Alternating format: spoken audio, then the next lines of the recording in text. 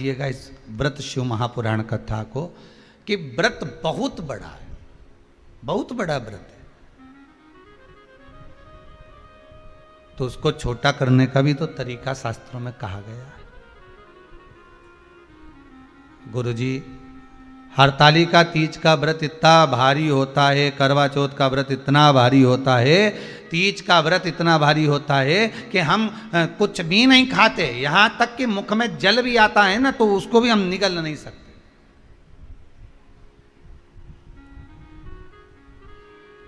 अब इतना भारी व्रत,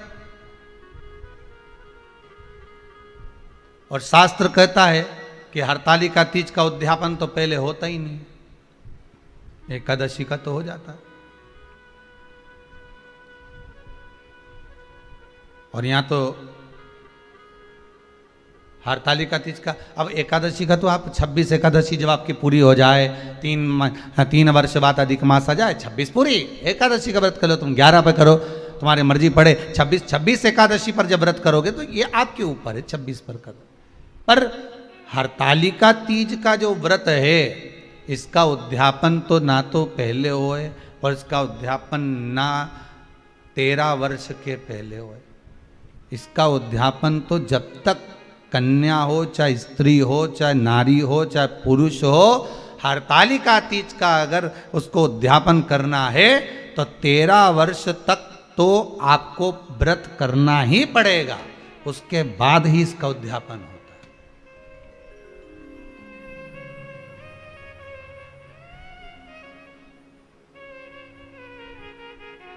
नहीं तो कहीं कहीं की माताएं तो बड़ी होशियार सोच के बैठी थी कि अब की साल उद्यापन कर, तो 13 वर्ष अगर आपके हो गए व्रत करते करते हरतालिका तीज का।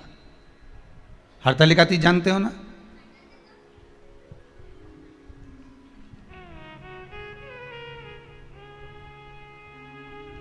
तेरह वर्ष अगर आपके हो गए भगवान की भक्ति को धारण करते करते,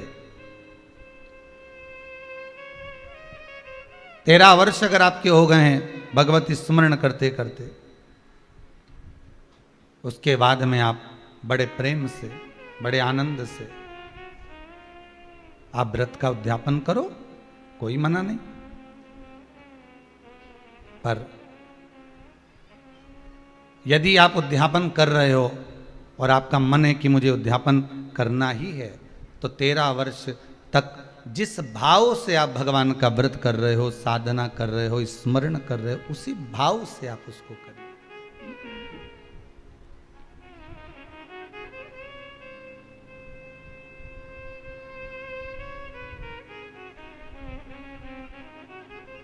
गणेश चतुर्थी के एक दिन पहले आ जाती है, सहज भाषा में समझ लो तीज को, हस्त नक्षत्र तृतीया। उसमें सबसे ज़्यादा जरूरी है हरतालिका तीज का पूजन अगर आप कर रहे हो, और हरतालिका तीज का अगर आप स्मरण कर रहे हो, तो उसमें सबसे ज़्यादा अगर कोई जरूरी है तो शंकर भगवान जहाँ विराजमान होते हैं उनके ऊपर उनकी 5 कन्याओं का होना जरूरी है। मतलब ऊपर फुलेरा बंधना जरूरी। फुलेरा का मतलब जानते हो? एक जैसे शंकर भगवान नीचे विराजमान है और ऊपर जो जलाधारी बनती है ना, तो जलाधारी की जगह पर शंकर भगवान की हरतालिका तीज के दिन जब नारियां पूजन करती हैं, माताएं पूजन करती हैं, कन्याएं पूजन करती हैं, तो उस पर जलाधारी की जगह फुलेरा बनता है, मतलब फूल की मालाएं उसमें लटका दी जाती है। अब कितनी माला लटकाना चाहिए? प्रयास करना चाहिए कम से कम 5 माला उसमें होना जरूरी है, और 5 से ज़्यादा भी लटकाओगे चलेगा, पर 5 से कम नहीं होना चाहिए फुलेरा। 5 कौन कौन है ये? जया, विषहरा, सामरीवारी, दौतली, देव।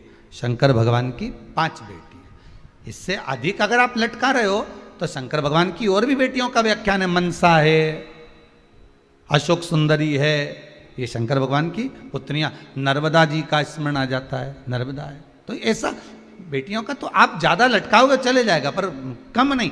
जैसे हरतालिका तीज का जो उद्यापन होता है, उद्यापन में सबसे मुख्य चीज क्या होती है कि जो भी आप वस्तु दान दे रहे हैं, जो भी आप वस्तु समर्पित कर रहे हैं, हरतालिका तीज के उद्यापन में जो भी सामग्री आप दे रहे हैं वो 5 होना चाहिए। जैसे फुलेरा का वर्णन किया कि फुलेरा 5 माला से ज्यादा होगा चलेगा, पर 5 से कम नहीं, अधिकता में। हेलो दोस्तों, नमस्कार। मैं पूजा पांडे अपने चैनल में आप सभी का मैं बहुत बहुत स्वागत करती हूँ। आप सभी कैसे हैं ये बताने के लिए कमेंट बॉक्स में हर हर महादेव जरूर लिखिएगा। फ्रेंड्स, आज की वीडियो में गुरुजी ने बताया कि अगर हरतालिका तीज का व्रत आप कर रहे हैं तो उद्यापन कब करना चाहिए। उद्यापन का विशेष महत्व है। वैसे तो चल जाए तो उद्यापन करना ही नहीं चाहिए, अगर करना भी चाहिए तो भी 13 साल 14 साल तक व्रत रखने के बाद भी, नहीं तो उद्यापन करने का महत्व नहीं है। बहुत लोग क्या करते हैं, 1-2 साल रखकर उद्यापन कर देते हैं। वैसे तो हरतालिका तीज व्रत का उद्यापन करना नहीं चाहिए। हरतालिका तीज के दिन फुलेरा का कितना महत्व है। फुलेरा अगर बना रहे हैं तो कितना फुलेरा बनाना चाहिए, कम से कम 5 से ज्यादा तो होना ही चाहिए। और फुलेरा का दर्शन करने का विशेष महत्व है, फुलेरा चढ़ाने का विशेष महत्व है। जैसे कि गुरु जी ने बताया, आप सभी ने सुना। फ्रेंड्स, वीडियो अच्छा लगा हो तो लाइक कमेंट शेयर कर दीजिएगा। कमेंट में हमेशा की तरह हर हर महादेव लिखना आप लोग फ्रेंड्स नहीं भूलिएगा। ज्यादा से ज्यादा वीडियो को शेयर करें।